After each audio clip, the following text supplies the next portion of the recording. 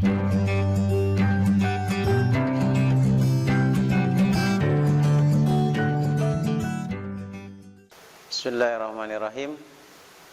Assalamualaikum warahmatullahi wabarakatuh.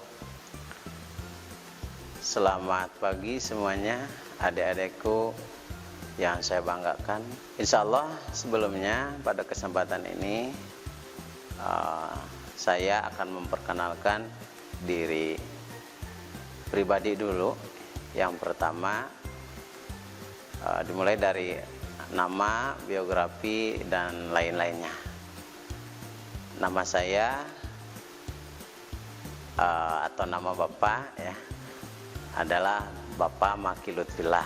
Pada kesempatan pagi hari ini Bapak akan belajar dengan kalian. Jujur Bapak sendiri masih belajar. Insya Allah pada kesempatan ini saya atau Bapak akan membawakan tema atau materi gemar menuntut ilmu dan mengamalkannya pada bab 9 pada pelajaran agama Islam. Akan tetapi sebelumnya kita berdoa dulu kepada Allah Subhanahu wa taala, minta dimudahkan untuk mendapatkan ilmu yang bermanfaat, berkah bagi kita semua. Dan kita awali pembelajaran pada hari ini dengan bacaan basmalah secara bersama-sama. Bismillahirrahmanirrahim. Allahumma inni as'aluka ilman nafi'an wa rizqan thayyiban wa amalan mutaqabbalan.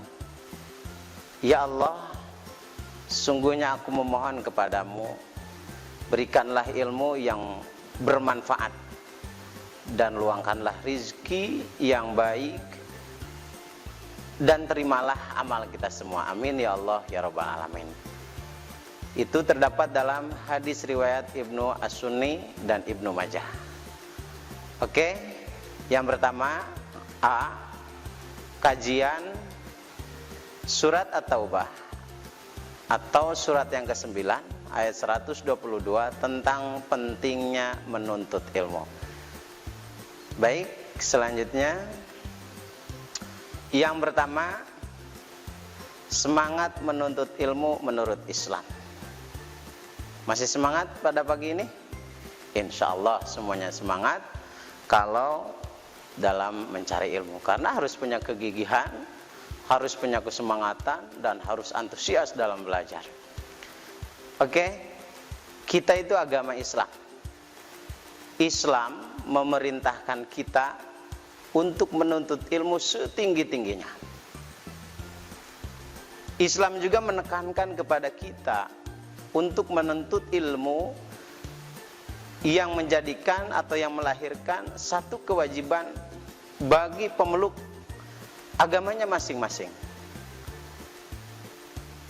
Dengan ilmu setiap muslim dapat mencari keridhaan Allah Subhanahu wa taala, mencapai kasih sayangnya, dan mengetahui segala ciptaannya yang ada di muka bumi ini, serta untuk melindungi totalitas sisi kemanusiaan saat berhubungan dengan alam semesta ini.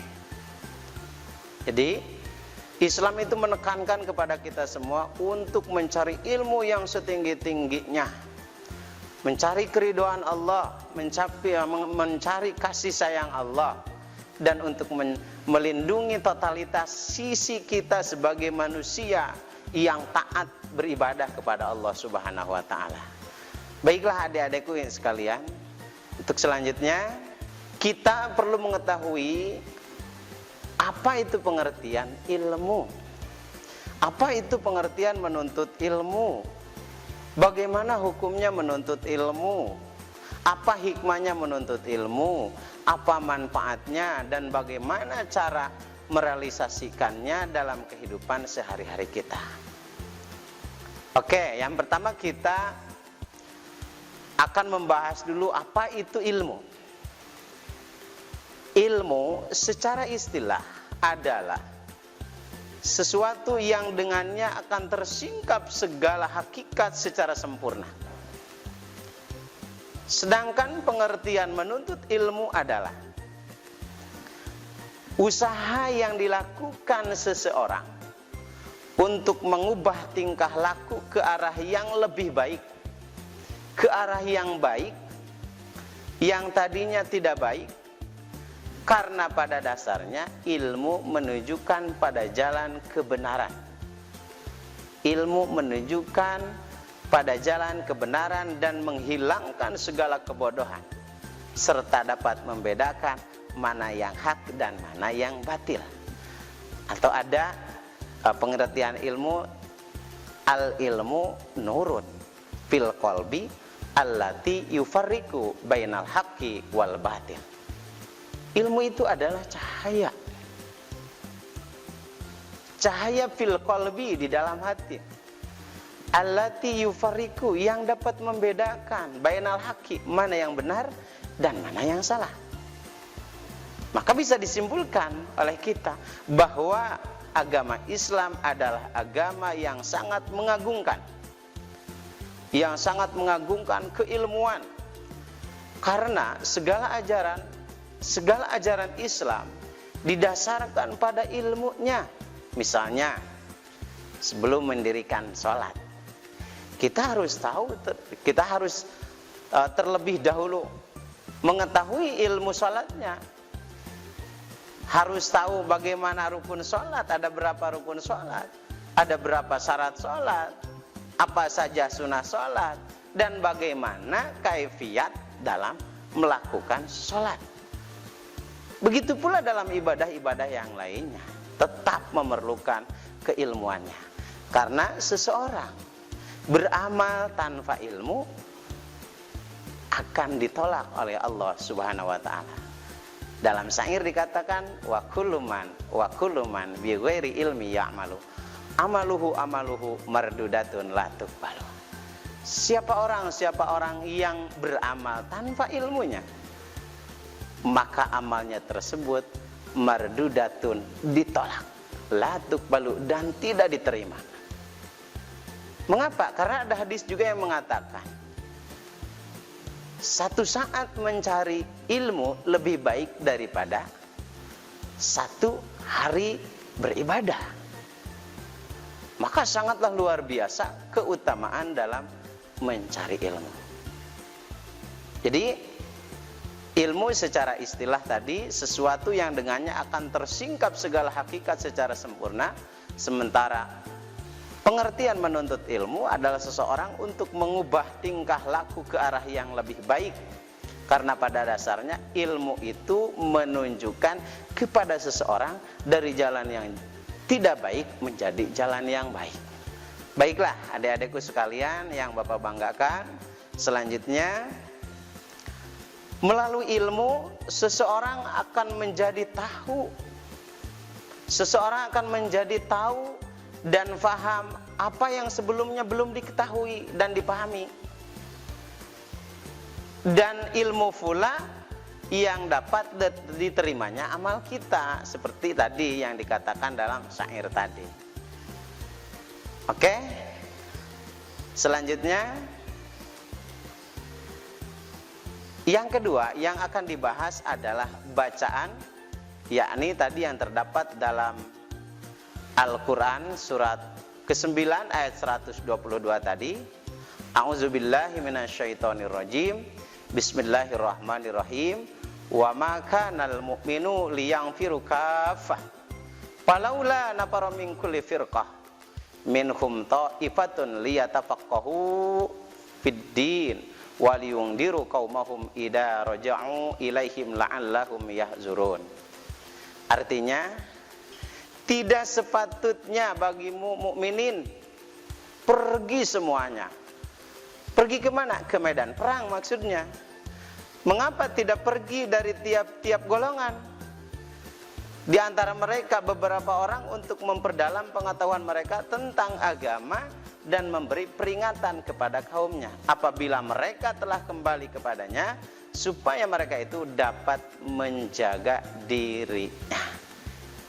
Selanjutnya ayat tadi kita harus terlebih dahulu mengetahui apa asbabun nuzul, apa sebab turunnya ayat tersebut. Nah, di sini akan kita bahas asbabun nuzul surat ke-9 ayat 122 tadi. Nah, ayat ini menceritakan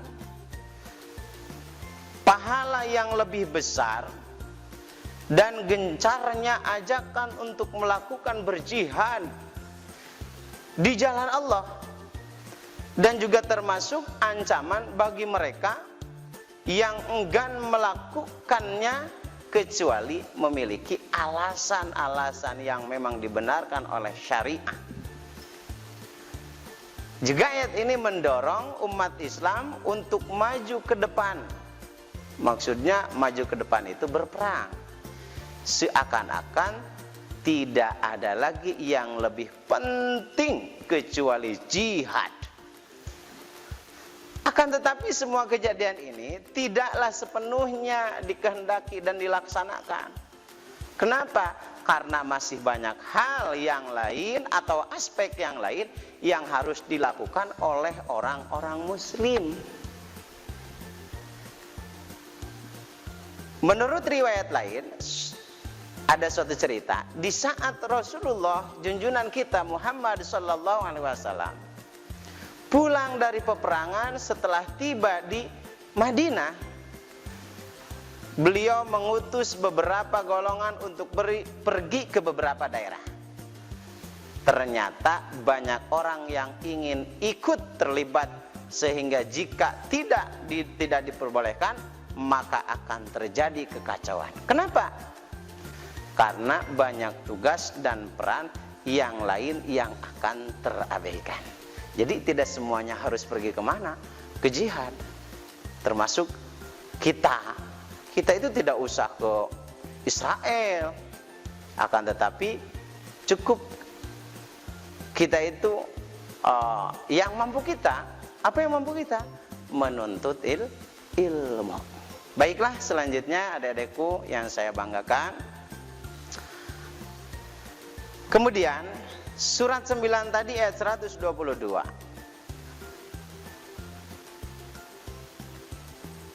Kita akan membahas isinya apa. Kita harus paham isinya apa dari surat tersebut. Yang pertama, A atau poin A di sini ditulis oleh Bapak, yaitu poin A. Ayat ini menjelaskan tentang perintah Allah Subhanahu wa taala kepada umatnya bahwa apabila terjadi peperangan, maka umat Islam tidak semuanya diwajibkan harus pergi ke medan perang. Kenapa? Karena kata tadi pun masih ada aspek atau hal-hal yang lain atau tugas-tugas dalam ajaran Islam yang lain. Maksudnya ajaran Islam tidak semuanya berangkat ke medan perang, melainkan sebagian orang harus berangkat mempelajari dan memperdalam ilmu agama, terutama dalam hukum-hukum yang sudah ada di dalam Al-Quran dan Al-Hadis. Maka dengan demikian umat Islam terhindar dari kebodohan, keterbelakangan, karena masih ada yang mau memberikan pengajaran, sehingga keilmuan umat Islam akan merata. Paham adik-adikku? Baiklah, isi yang kedua dalam ayat tadi ada tafakuh. Pengertiannya adalah fikih. Bukan hanya sekedar ilmu agama, tetapi menyangkut segala pengetahuan yang mendalam. Kita harus mendalami segala pengetahuan.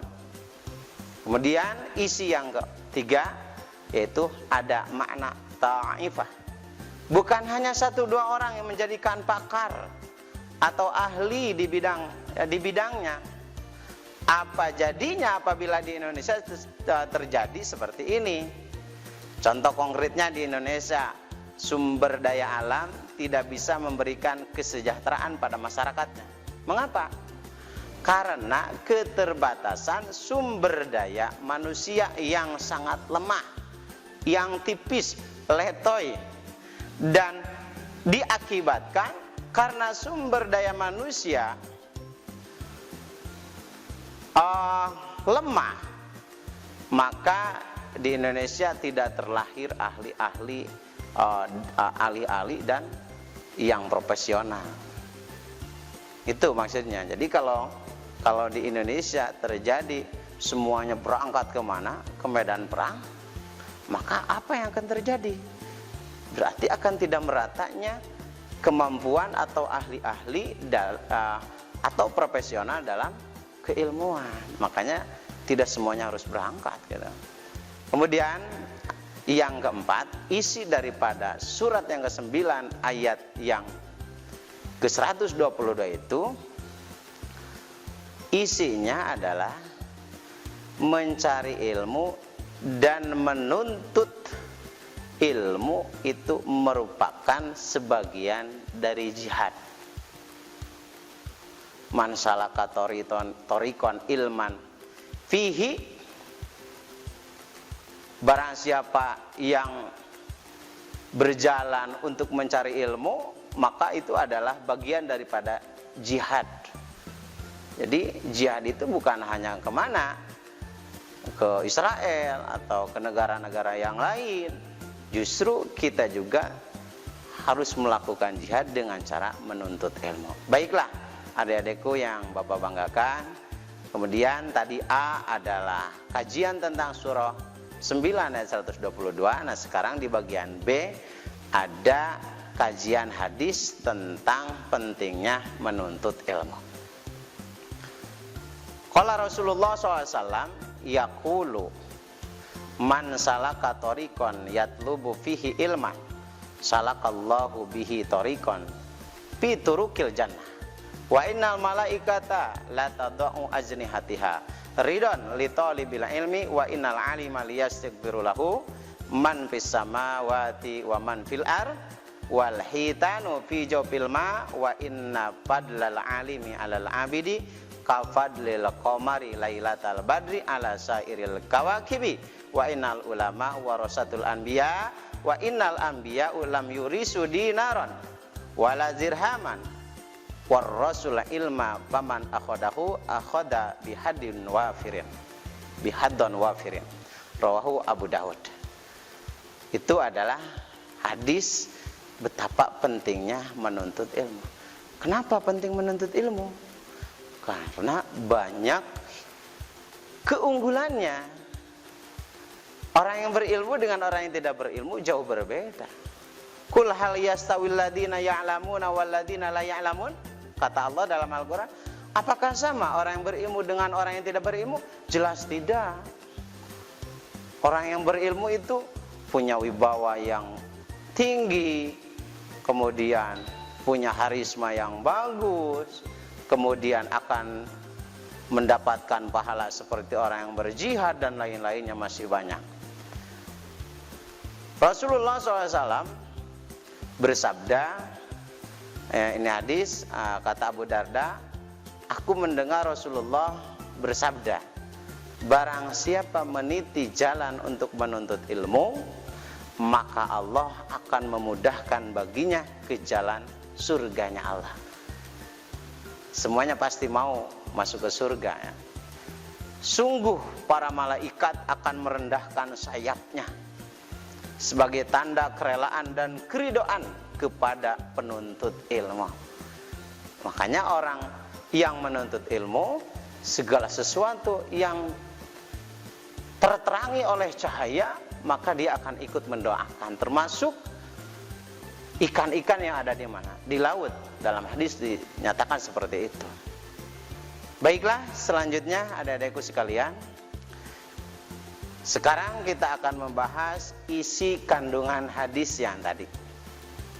Yang pertama, isinya di dalam hadis tadi mengandung isi menuntut ilmu merupakan satu kewajiban. Berarti di sini ada hukum.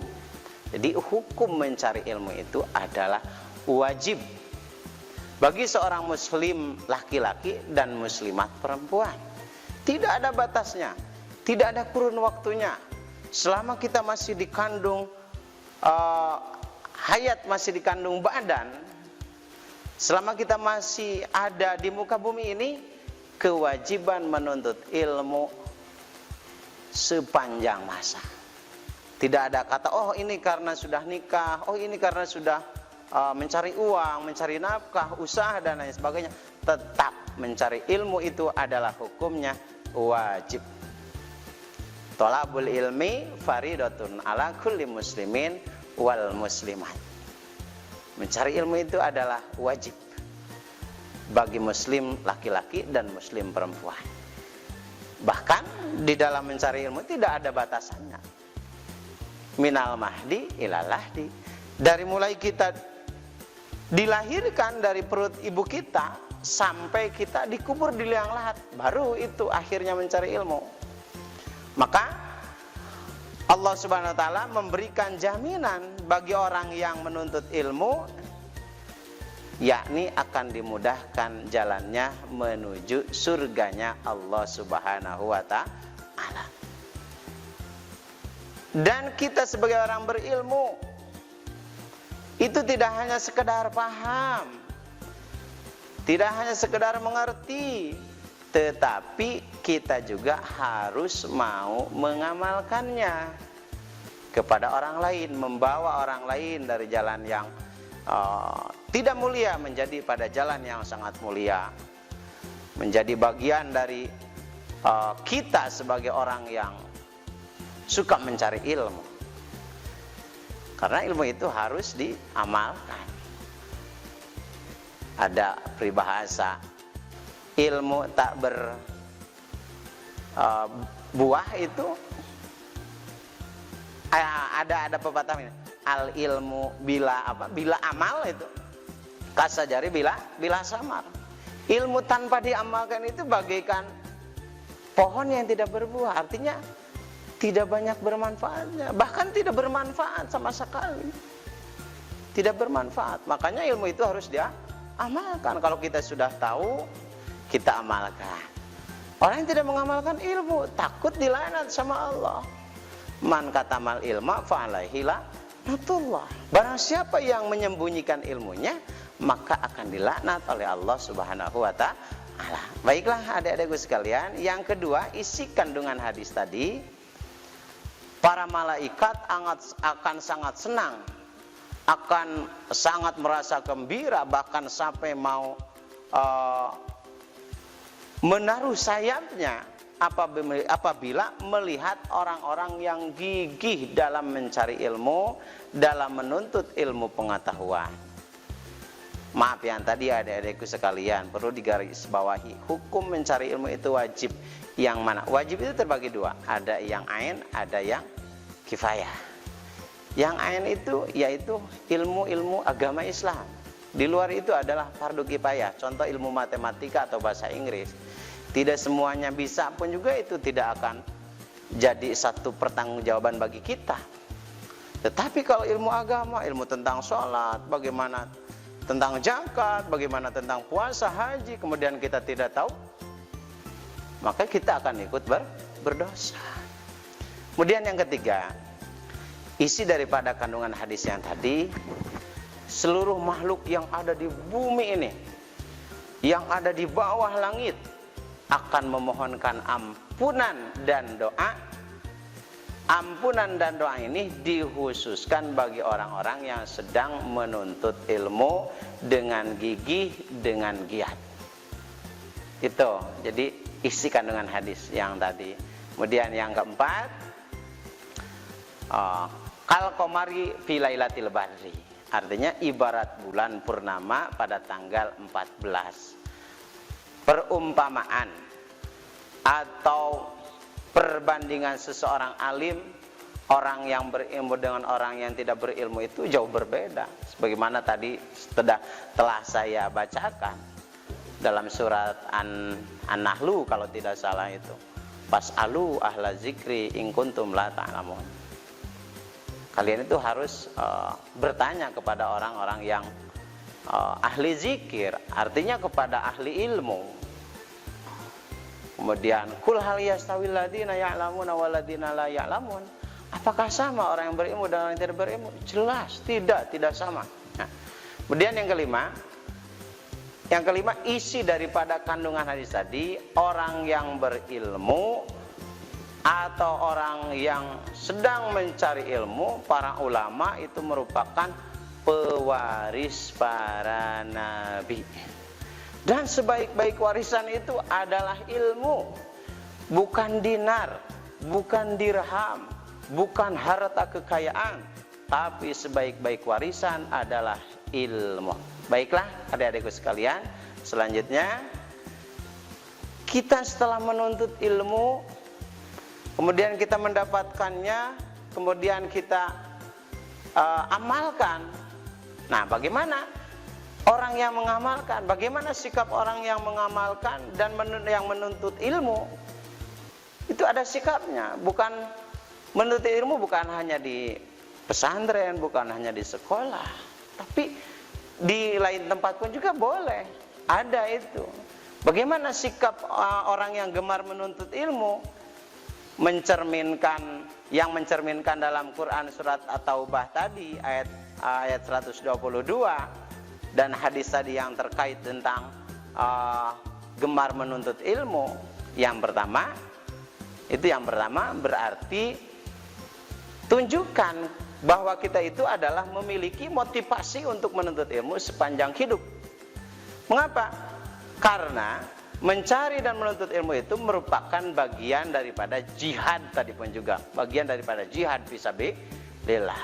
Maka kita harus mempunyai motivasi, memiliki dorongan yang kuat, himmahnya bagus. Kemudian yang kedua, sikap dan perilaku yang harus kita tunjukkan adalah mempunyai semangat untuk menuntut ilmu dan memiliki semangat untuk mengerjakan kembali kepada orang lain. Maksudnya untuk mengamalkan kembali kepada orang lain. Orang yang tidak diamalkan ilmunya tadi dilaknat sama siapa? Sama Allah Subhanahu wa ta'ala. Kemudian yang ketiga, kita itu harus berusaha sekuat tenaga. Sikap dan perilaku gemar menuntut ilmu itu harus berusaha bagaimanapun caranya, senantiasa meningkatkan ilmu pengetahuan sebagai ikhtiar atau usaha. Kenapa? Supaya kita tidak tertinggal oleh lajunya perkembangan zaman. Betul. Kalau kita tidak mau menjadi orang yang monoton, primitif, tertinggal dengan perkembangan zaman, maka kita harus berusaha sekuat tenaga bagaimanapun caranya, termasuk mengeluarkan hartanya, pengorbanan hartanya, tenaganya, pikirannya, waktunya dan lain sebagainya. Kita usahakan dengan semaksimal mungkin. Kemudian yang keempat, sikap dan perilaku orang yang gemar menuntut ilmu itu, setelah kita mendapatkan seluruh keilmuan, setelah mendapatkan ilmu, maka kita harus mampu mengamalkannya dalam kehidupan sehari-hari, sehingga kemaslahatan, kemanfaatan bagi sesama umat itu akan terwujud. Manusia akan merata, semuanya menjadi orang-orang yang pintar. Yang kelima, sikap dan perilaku seseorang yang gemar dalam menuntut ilmu akan menghindari sikap sombong dan bangga karena memiliki ilmu. Mengapa? Karena sesungguhnya kepandaian yang dimiliki seseorang itu hanya sedikit saja. Dan ingat, ilmu yang ada pada diri kita semua itu adalah titipan Allah Subhanahu wa ta'ala. Maka tidak sepantasnya oleh kita disombongkan. Innallaha la yuhibbul mutakabbirin. Sungguhnya Allah itu tidak suka pada orang-orang yang sombong. Mungkin materi pada bab 9 dicukupkan sekian. Akan tetapi sebelum Bapak pamit, sebelum Bapak akhiri, barangkali ada yang mau bertanya, silahkan tinggal diisi pada kolom komentar atau kolom pertanyaan, dan barangkali ada yang mau lebih detail atau lebih jelasnya, karena waktunya sangat terbatas, boleh nanti kontak atau WA dan lain sebagainya ke nomor Bapak saja ya. Kemudian kita akhiri pembelajaran pada kesempatan hari ini, pada pagi hari ini kita ucapkan dengan doa, Allahumma agnina bil ilmi wa zayyina bil hilmi wa akrimna bit taqwa wa jammilna bil afiyah. Rabbana atina fid dunya hasanah wa fil akhirati hasanah wa qina azabannar. Jangan lupa isi daftar hadirnya. Akhirul kalam, assalamualaikum warahmatullahi wabarakatuh. Kunjungi sosial media lainnya seperti website kami di pkbmalkata.com, Facebook PKB Malkata Mananjaya, Instagram PKB Malkata _official. Dan terima kasih telah klik video ini. Jangan lupa like, comment, share, and subscribe untuk menunjukkan dukungan kamu terhadap channel ini. Enjoy the video PKB Malkata.